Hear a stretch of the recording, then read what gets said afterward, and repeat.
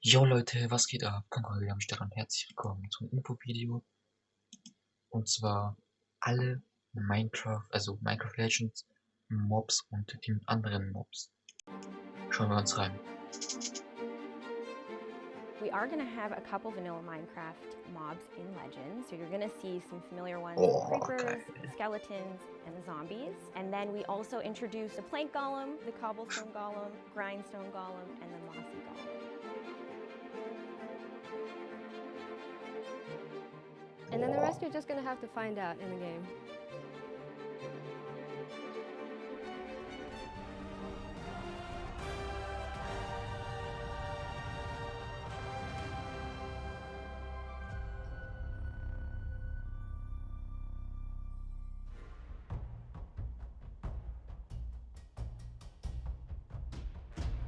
When we first started thinking of Minecraft Legends, we had to find a partner who had the expertise to build strategic games. And when Es war wie bei Dings, Blackbird Interactive, bei Bedrock was ist so ein great Chat. resume, and so we started collaborating more and more, and they understood Minecraft very well.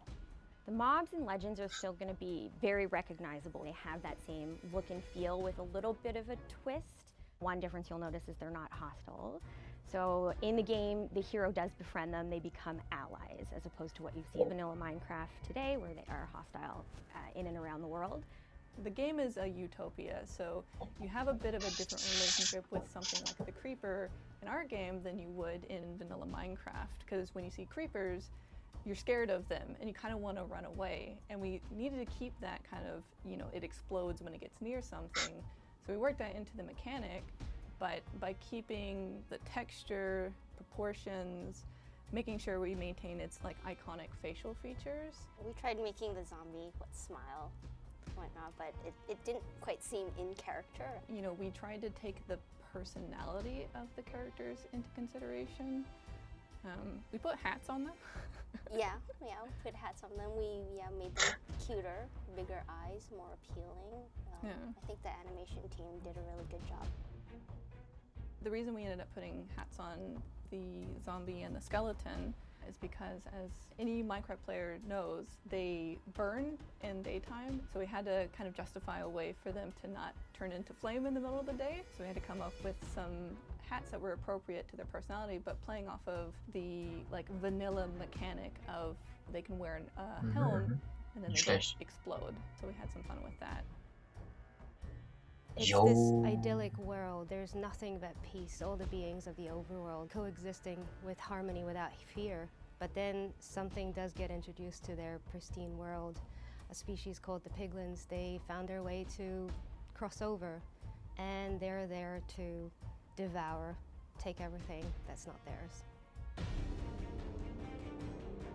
Oh. We kind of just treated them a bit like they were children that were kind of armed with the resources to do what they want, but maybe not the knowledge of how to do it well. So the grunters and the runts, they're the ones that kind of get sent in first. There's a million of them, they die really quickly. Yeah, they're the tiny guys, and they offer quite a bit of comedy relief because they're small and they're holding these large weapons that are too big for their body.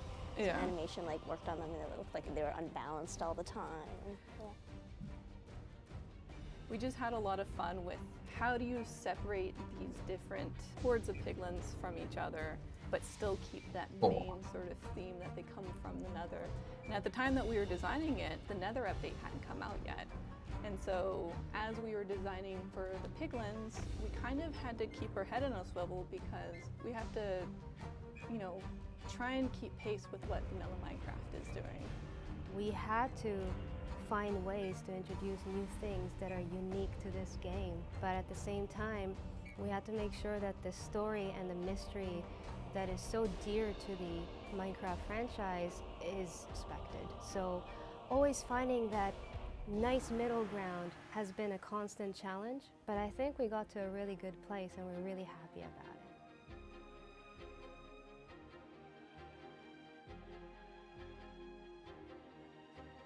We wanted to design a ranged unit that kind of acted as a turret, and the animation department did such a great job about getting them personality, because the plant golem kind of reminds me of a golden retriever a little bit. He's just kind of like happy and scrappy. And then the cobblestone golem, he was meant to be like a melee unit, so kind of up close and personal, kind of slow, steady. They're like your workhorses, they'll get the job done.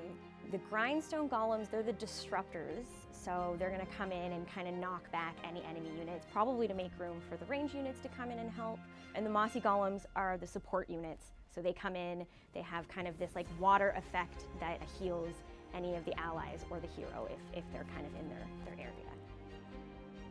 One of the things that you'll notice straight away when you see all these new golems is that they're cute, they're adorable. From a story perspective, it makes sense that they're innocent looking because this is a peaceful, idyllic world. What they didn't know is that they possess an ability that can be helpful on the battlefield.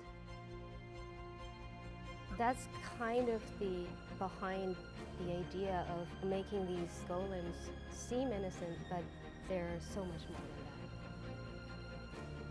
Once you acquire other units later, you kind of understand how they slot in the hierarchy of the other units.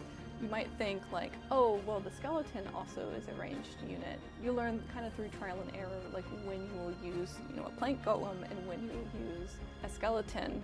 When you're playing through the game, you don't really feel like you're missing out on anything. Whether or not you play with the new units or whether or not you play with vanilla Minecraft units, they kind of offer something different for every player.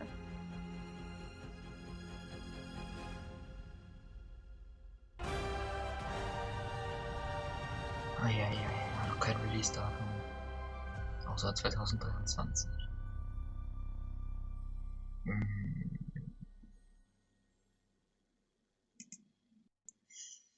Krise. Ja.